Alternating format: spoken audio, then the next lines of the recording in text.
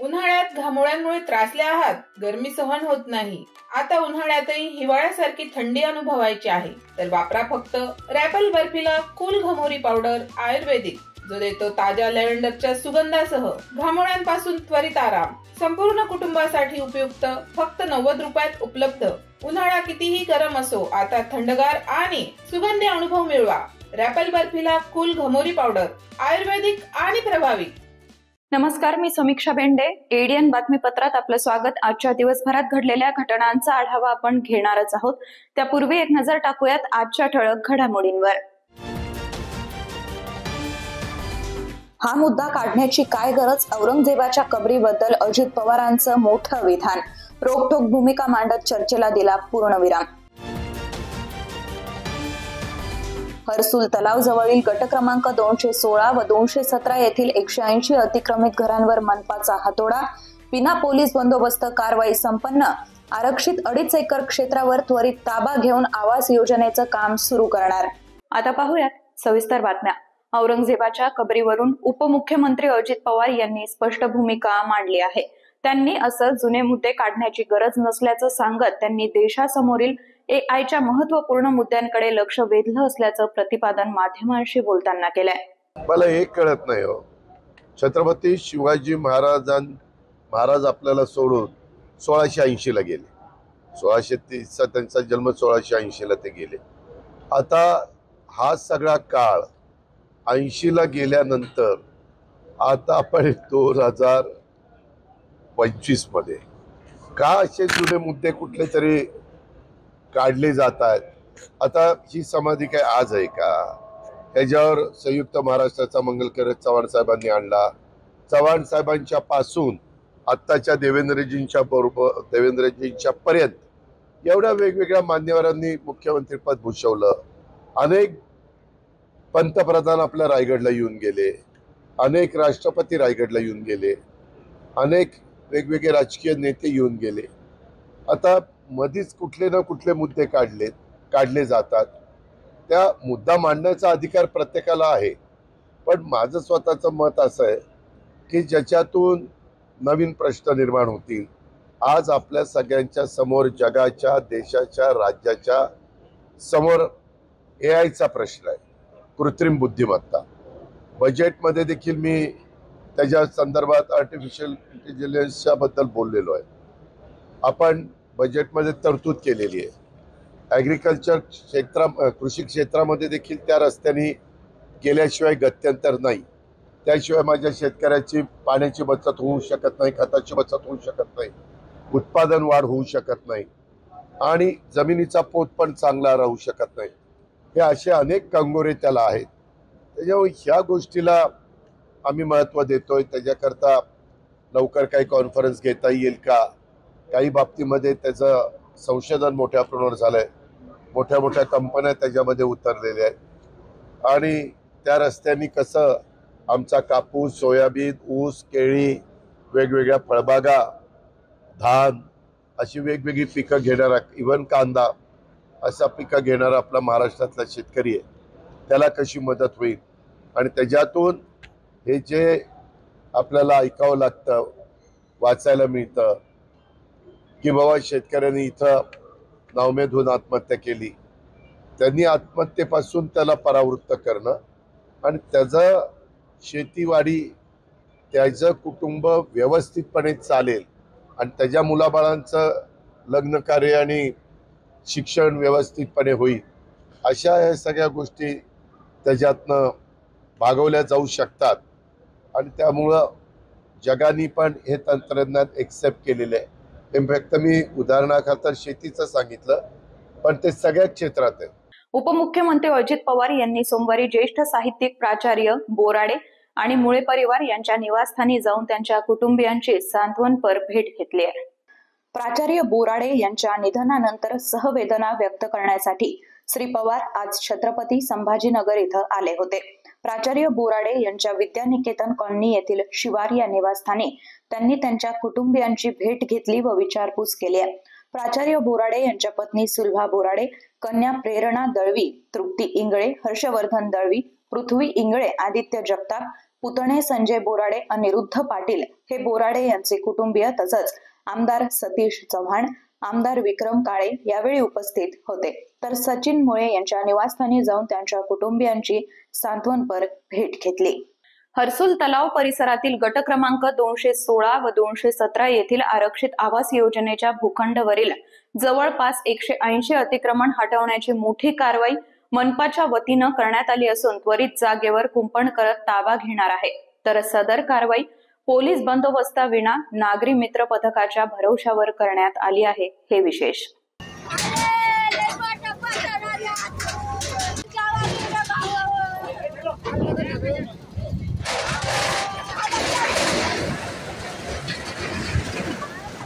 दिवसाचा टाइम द्या, टाइम द्या, लेखी द्या आम्हाला. मी बोलू राहिले, साहेबाला बोलू द्या, कोणाला बोलू द्या, आम्हाला टाइम द्या. लेकरू पाणी गेलं तर भयान होईल. बरं सांगू राहिले मी, तुम्ही कोणी या नाही तर जायचं का मी खाली जाऊ. हर्सुल तलाव जवळील 216 व 217 हा भूखंड पंतप्रधान घरकुल आवास योजनासाठी आरक्षित करण्यात आला होता. परंतु या जागेवर जवळपास 180 नागरिकांनी कच्चे पत्र्याचे शेड मारून अतिक्रमण केलं होतं. महानगरपालिका प्रशासनाकडून सतत नागरिकांना ही जागा खाली करण्याची विनंती करण्यात येत होती व या जागेवर उभारण्यात येणाऱ्या घरकुल योजनेत लाभ व घरकुल योजना पूर्ण होईपर्यंत 2000 प्रतिमाह देण्याचं आश्वासन देण्यात आलं होतं.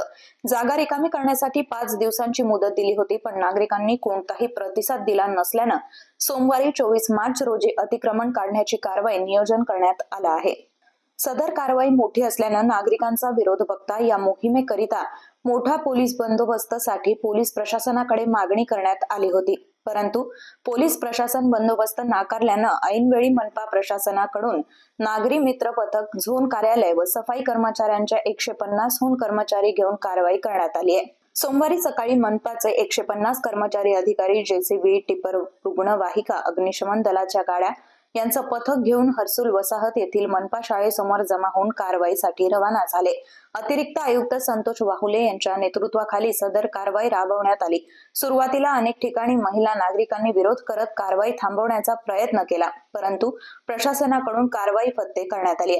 यासाठी खबरदारी घेत विशेष पथक निर्माण करून नियोजनबद्ध मोहीम आखण्यात आली असल्याची माहिती अतिरिक्त आयुक्त संतोष वाहुले यांनी बोलताना दिली आहे. दुपारपर्यंत जवळपास 150 होम घरांचं अतिक्रमण काढण्यात आलं होतं. भूखंड रिकामा करून त्वरित घरकुल योजनेच्या बिल्डर्स स्वाधीन करणार असल्याची माहिती वाहुले यांनी दिली आहे. हे मुळामध्ये जे कर्मचारी आहेत त्यांना आम्ही एकच सांगितलं होतं की आपल्याला जोपर्यंत फार मोठ्या प्रमाणात विरोध होत नाही तोपर्यंत आपण कुठल्याही प्रकारच्या पोलिसांची मागणी करायची नाही आहे.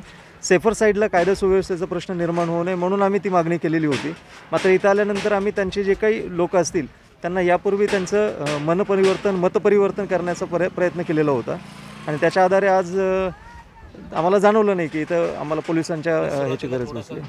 हां, विरोध हा झालेलाच होता, कारण कोणालाही जागेसोबत अटॅचमेंट आहे. आमच्या माहितीप्रमाणे 2016 पासून आस्थागत या ठिकाणी मोठ्या प्रमाणात रहिवासी हे अनधिकृतपणे वास्तव्यास आहेत. त्यामुळे जागेबद्दल त्याचे अटॅचमेंट असणं हे स्वाभाविक होतं. मात्र त्याचबरोबर जे प्रधानमंत्र्यांचा अतिशय पथदर्शी प्रकल्प आहे प्रधानमंत्री आवास योजना, तोही कुठंतरी आपल्याला सुरू करणं आवश्यक होतं आणि प्रशासनाला त्या पद्धतीने जे बाध्यता आहे त्या पद्धतीने आम्ही करून आजच्या दिवशी सगळं इथलं जे अनधिकृत अतिक्रमण आहे ते आम्ही हटवलेलं आहे.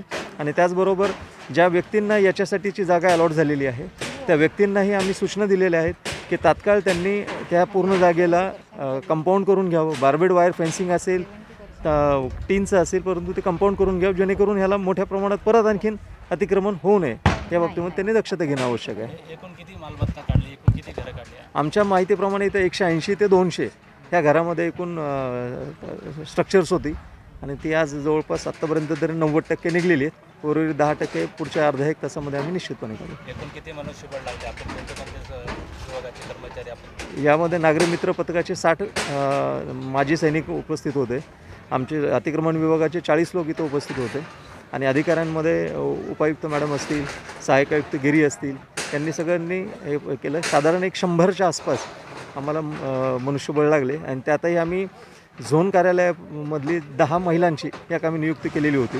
कारण काही महिला आल्यानंतर कुठले वादविवादाचे प्रसंग होऊ नयेत किंवा कुठलेही आरोप होऊ नयेत यासाठी आम्ही ती दक्षता बाळगली होती आणि 10 महिला कर्मचाऱ्यांच्या मदतीने ज्या महिला आंदोलक इथं आम्हाला विरोध करत होते त्यांना शांत करण्याचा प्रयत्न केलेला होता. छत्रपती संभाजीनगर मधील दौलताबाद घाटात भीषण आग लागल्याची घटना सोमवारी घडली असून उशिरा अग्निशमन दलाच्या जवानांनी घटनास्थळी दाखल होत आग आटोक्यात आणण्यासाठी प्रयत्न केलेत. छत्रपती संभाजीनगर मधील दौलताबाद घाटात भीषण आग लागल्याची घटना सोमवारी घडली असून धुरांच्या लोटातून धोकादायक पद्धतीनं वाहनांचा प्रवास सुरू असल्याचं दृश्य पाहायला मिळालंय. बराच वेळ होऊन देखील अग्नी विझवण्यासाठी कुठलीही मदत घाटात पोहोचलेली नसल्याचं म्हटलं जात होतं. तातडीनं आग विझवली गेली नाही तर भीषण वणवा पेटू शकतो अशी माहिती समोर येत होती. छत्रपती संभाजीनगर दौलताबाद कडे जाणारा मुख्य रस्ता आहे. त्या रस्त्यावरील वाहनधारकांना जाण्यासाठी धुराचा त्रास सहन करावा लागत होता. काही नागरिकांकडून आग विझवण्याचा प्रयत्न सुरू असल्याचं देखील पाहायला मिळत होतं. दरम्यान उशिरा अग्निशमन दलाच्या जवानांनी घटनास्थळी दाखल होत आग आटोक्यात आणण्यासाठी प्रयत्न केलेत. अजूनही काही बातम्यांचा आढावा आपल्याला घ्यायचा आहे, मात्र वेळ झाली आहे छोट्याशा ब्रेकची. कुठेही जाऊ नका, पाहत रहा ADN.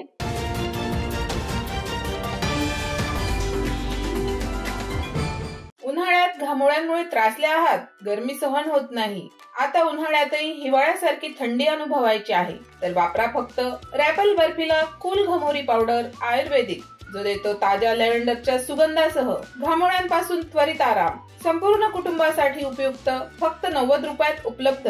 उन्हाळा कितीही गरम असो, आता थंडगार आणि सुगंधी अनुभव मिळवा. रॅपल बर्फिला कूल घमोरी पावडर आयुर्वेदिक आणि प्रभावी. अनेकांच्या मनात स्वप्न असते की देशाची सेवा करायची, परंतु काही लोकच योग्य प्रशिक्षण घेऊन ते वास्तवात पूर्ण करतात. वास्तविक सैनिक बनणे सोपं काम नाही, कारण प्रशिक्षणाच्या मैदानापासून ते युद्धाच्या रणांगणापर्यंत प्रत्येक क्षण संघर्षमय असतो. फक्त जो इमानदार, समजूतदार असेल आणि ज्याची इच्छाशक्ती प्रबळ असेल असाच व्यक्ती या क्षेत्रात टिकू शकतो. प्रत्येक वर्षी अनेक परीक्षार्थ्यांना यश प्राप्त होते, ते फक्त आणि फक्त गरुडचे अकॅडमी. पंख आम्ही देतो, उंच भरारी तुम्ही घ्या.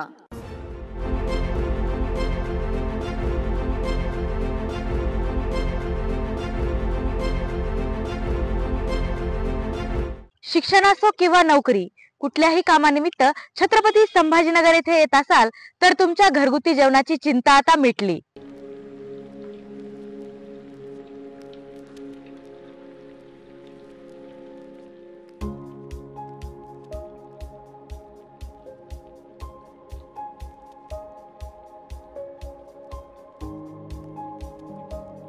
नमस्कार, मी पूजा दातार. मी रुचिरा स्वयंपाकघर सुरू करून 15 वर्ष झाली. सुरुवातीला रुचिरा स्वयंपाकघर सुरू करताना माझी आवड म्हणून सुरू केलं, पण त्याचं व्यवसायात हळूहळू रूपांतर झालं. रुचिरा स्वयंपाकघर हे स्वतःच्या जागेत 2009 पासून संभाजीनगर खडकेश्वर येथे सुरू आहे. तेथून मला अनेक साऱ्या ऑर्डर्स मिळत गेल्या. एका मोठ्या शाळेचं मला कॉन्ट्रॅक्ट मिळालं होतं. मी रोज 2200 लोकांना जेवण देत होते 5.5 वर्ष. नंतर मी पूर्ण कॉन्सन्ट्रेशन रुचिरा स्वयंपाकघर खडकेश्वर येथे केलं. तेथील फीडबॅक म्हणाल तर सगळी मेडिकलची मुलं जे घरापासून दूर राहतात त्या लोकांना आपल्या घरासारखं जेवण रुचिरामध्ये मिळतं असं प्रत्येकजण आनंदाने सांगत असतो मला.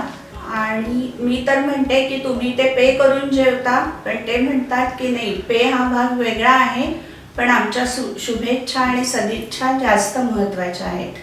तसंच रुचिरा स्वयंपाकघरात आपण आपल्या घरच्यासारखं अन्नधान्य निवडून, भाज्या निवडून, अतिशय स्वच्छता राखून स्वयंपाक करतो.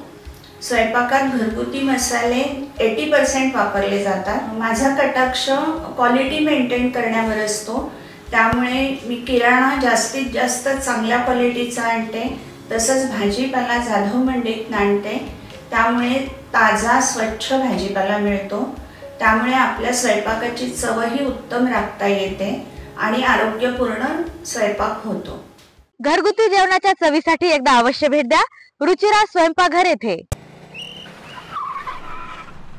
मस्त मास्क पहना रे तूने. Thank you sir. वो जान बचाने के लिए पहनना पड़ता है ना सर. रेडीमेड है या टेलर मेड है? ऑनलाइन ऑर्डर किया है सर. एक और है ना सर. देना. बहुत मस्त लगे आपको. ये ना सर. सर ना भाई, जान बचाने के लिए बाइक चलाते वक्त सिर्फ खोपड़े पे मास्क पहनेगा तो खोपड़े को कौन बचाएगा? समझ गया सर. हेलमेट ऑनलाइन ऑर्डर कर, वरना हमेशा के लिए ऑफलाइन हो सकता है. Okay sir. ये ले. चल हम ये भी ऑनलाइन भर दे. हेलमेट पहने, ट्रैफिक नियमों का पालन करे, जिंदगी के सफर को सुरक्षित रखे.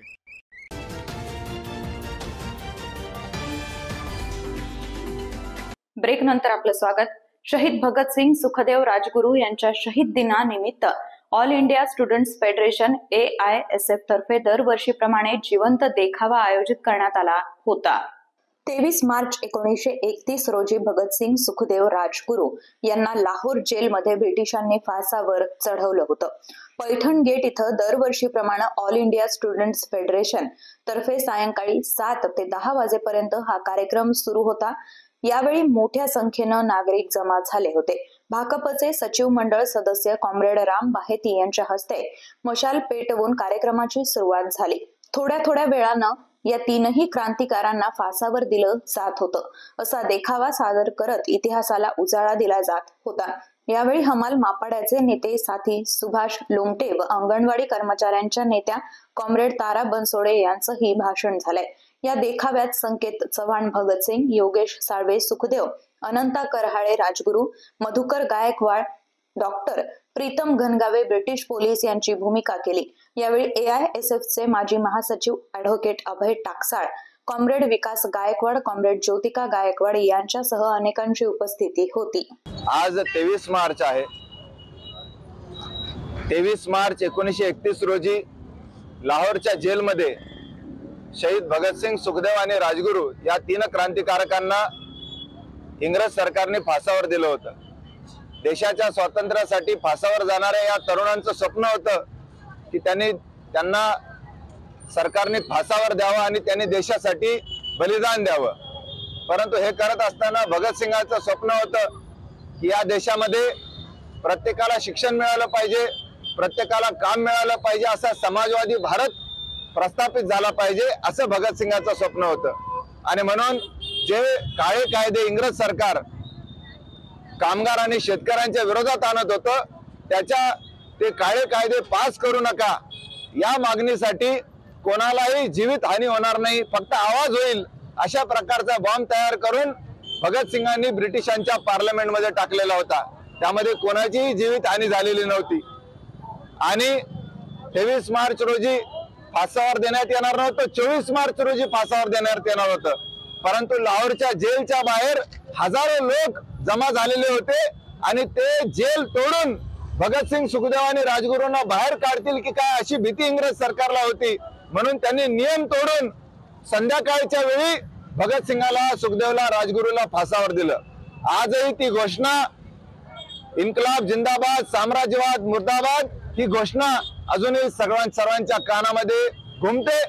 All India students federation AISF ही विद्यार्थ्यांची संघटना गेल्या अनेक वर्षापासून, जवळपास आता 25 वर्ष झालीत, या 25 वर्षाच्या परंपरेमध्ये दरवर्षी 23 मार्चला सरकारला आठवण असो किंवा नसो, परंतु ऑल इंडिया स्टुडंट्स फेडरेशन दरवर्षी या ठिकाणी भगतसिंग, सुखदेव आणि राजगुरू यांची आठवण काढते, त्यांना आदरांजली अभिवादन करते आणि लोकांना प्रेरणा देण्याचा प्रयत्न करते की आपण भगतसिंग, सुखदेव आणि राजगुरूंची आठवण केली पाहिजे आणि त्यांच्या मार्गावर चालण्याचा प्रयत्न केला पाहिजे. सुखदेव, भगतसिंग आणि राजगुरू या तिघांना त्यांचं वय जर बघितलं 21, 22, 23च्या आसपास सगळ्यांची वय होते. त्या वयात ते देशासाठी फासावर गेले आणि आजचा युवक खबर काढण्यासाठी रस्त्यावर उतरतोय. कसं बघताय? हे पूर्ण सत्य नाहीये.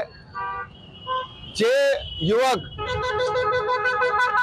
औरंगजेबाच्या कबरीची भाषा करतायत त्यांना इतिहासच कोणी खरा सांगितला नाही. त्यांना छत्रपती शिवाजी महाराजांचा विचारच कोणी सांगितला नाही. छत्रपती शिवाजी महाराज म्हणायचे की शत्रू मेला वैर संपलं. आणि म्हणूनच अफजल खानाला मारल्यानंतर शिवाजी महाराजांनी प्रतापगडाच्या पायथ्याशी अफजल खानाची त्यांची कबर बांधली आणि त्या ठिकाणी दिवाबत्तीची सोय केली. ज्या औरंगजेबानं महाराष्ट्रामध्ये या महाराष्ट्रावर सत्ता स्वतःची स्थापन करण्याचा प्रयत्न केला, शेवटपर्यंत औरंगजेबाला ते करता आलं नाही आणि याच मातीमध्ये त्याला मिसळून जावं लागलं. हे महाराष्ट्राच्या शौर्याचं प्रतीक आहे, हे मराठ्यांच्या शौर्याचं प्रतीक आहे औरंगजेबाची कबर.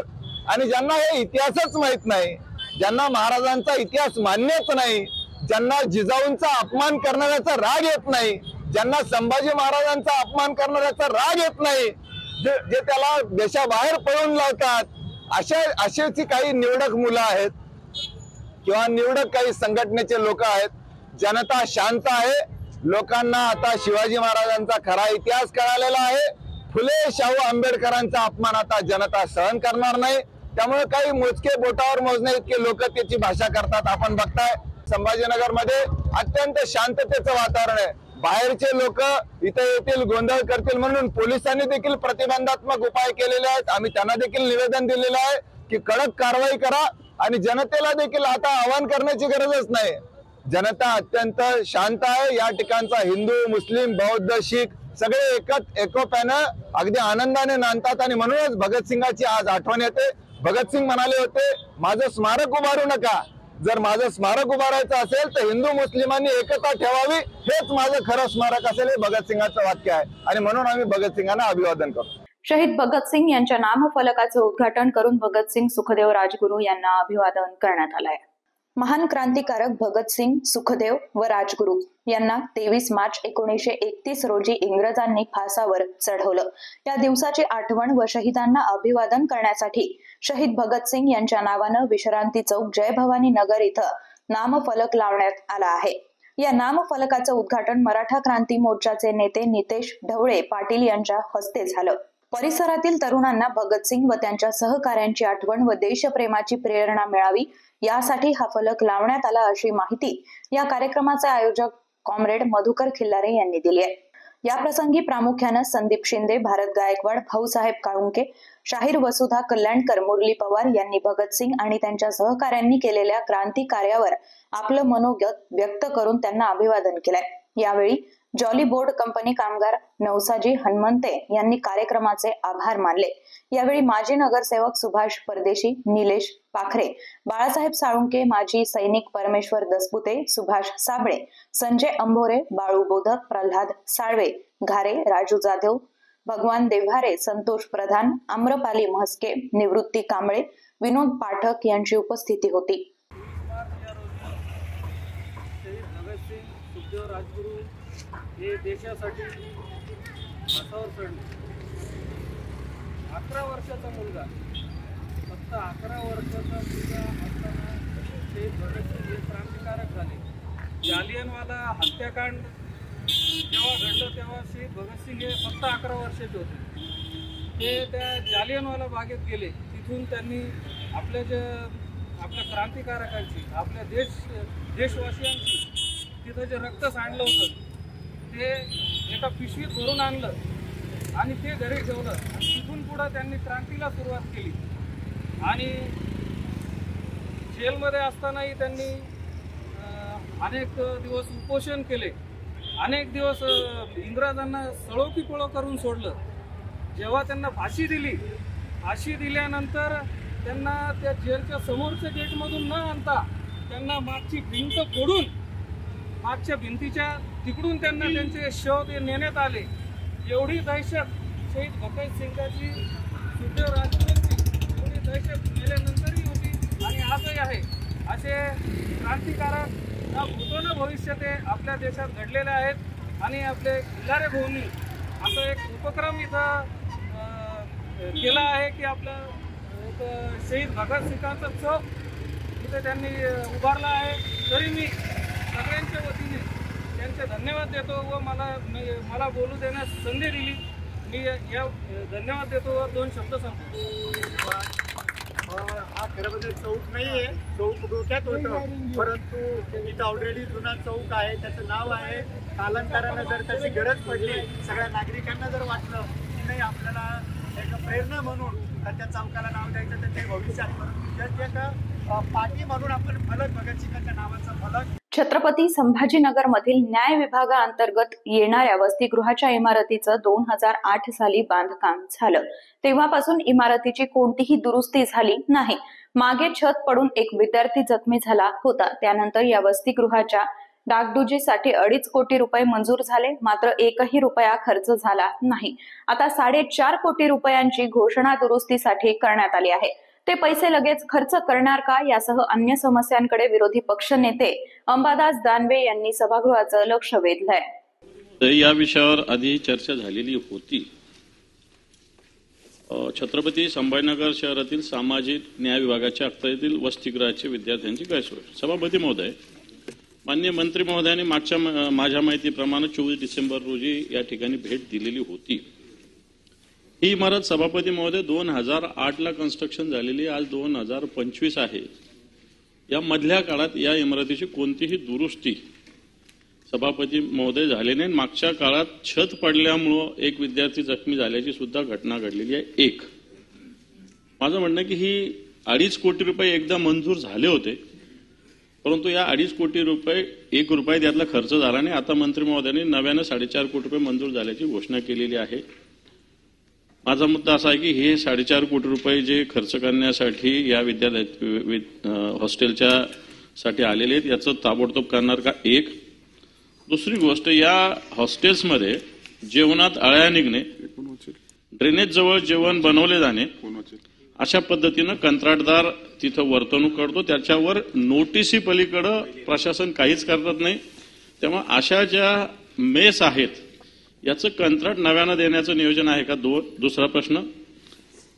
तिसरा प्रश्न आहे माझा की कोंडवाड्यासारखे विद्यार्थी इथं राहतात, त्याच्यामुळे मूलभूत त्यांचा जो राहण्याचा अधिकार हक्क आहे त्याच्यावर गदा येते. सभापती महोदय, इथं गरम पाणी आणण्यासाठी विद्यार्थ्यांना आणि बाकीचंही पाणी पिण्यासाठी मला वाटतं मंत्री महोदयांनी प्रत्यक्ष तिथं बघितलेलं आहे, त्यामुळे मी काही चुकीची माहिती देत नाही, परंतु प्रत्यक्ष पाणी सुद्धा तिथं उपलब्ध नाही. प्रत्येक विद्यार्थ्याला 20 रुपये खर्च करून पाणी विकत घ्यावे लागते आणि शासनाने थकीत त्यांचं जे काही विद्यार्थ्यांना आपण नियमित भत्ता देत असतो तेही मिळालेलं नाही. मला वाटतं आता मिळालं असेल, परंतु अशा पद्धतीनं पाणी बाहेरून विकत आणावं लागतं. या सगळ्या गैरसोयी आपण कधी थांबवणार आहात? सभापती महोदय, मी या वसतिगृहाला स्वतः प्रत्यक्ष जाऊन भेट दिली होती. विरोधी पक्ष नेत्यांनी त्यांच्या निवेदनामध्ये जे सांगितले की त्या ठिकाणची किचनची अवस्था अत्यंत वाईट आहे, हे मी मान्य करतोय. ड्रेनेज लाईन असेल ती फुटलेली अवस्थेत मला स्वतः दिसली. बाथरूम त्यांचे नीट नव्हते. जिल्ह्यातील कायदा सुव्यवस्थेला बळकटी देण्यासाठी आणि पोलिसांना अत्याधुनिक साधन सुविधा उपलब्ध करून देण्यासाठी राज्य शासनाच्या वतीनं 5 कोटी रुपयांच्या निधीतून 33 नव्या वाहनांची खरेदी करण्यात आली आहे. या वाहनांचं लोकार्पण पालकमंत्री संजय शिरसाट यांच्या हस्ते करण्यात आलं आहे. अत्याधुनिक सुविधा साधनं उपलब्ध करून पोलीस दल अधिक सक्षम व बळकट करण्यावर शासनाचा भर असल्याचं यावेळी पालकमंत्री शिरसाट यांनी जाहीर केलंय. पोलीस अधीक्षक कार्यालयाच्या प्रांगणात आयोजित या सोहळ्याला खासदार डॉक्टर कल्याण काळे, विभागीय आयुक्त दिलीप गावडे, जिल्हाधिकारी दिलीप स्वामी, जिल्हा परिषद मुख्य कार्यकारी अधिकारी अंकित, विशेष पोलीस महानिरीक्षक वीरेंद्र मिश्र, पोलीस आयुक्त प्रवीण पवार, पोलीस अधीक्षक डॉक्टर वीरेंद्र राठोड, अप्पर पोलीस अधीक्षक अन्नपूर्णा सिंग, जिल्हा नियोजन अधिकारी भारत वायाळ, राजेंद्र जंजाळ, नंदकुमार घोडेले आदी मान्यवर उपस्थित होते. पालकमंत्री संजय शिरसाट यांनी यावेळी पोलिसांना सक्षम बनवण्यासाठी शासन कटिबद्ध असल्याचं सांगितलं.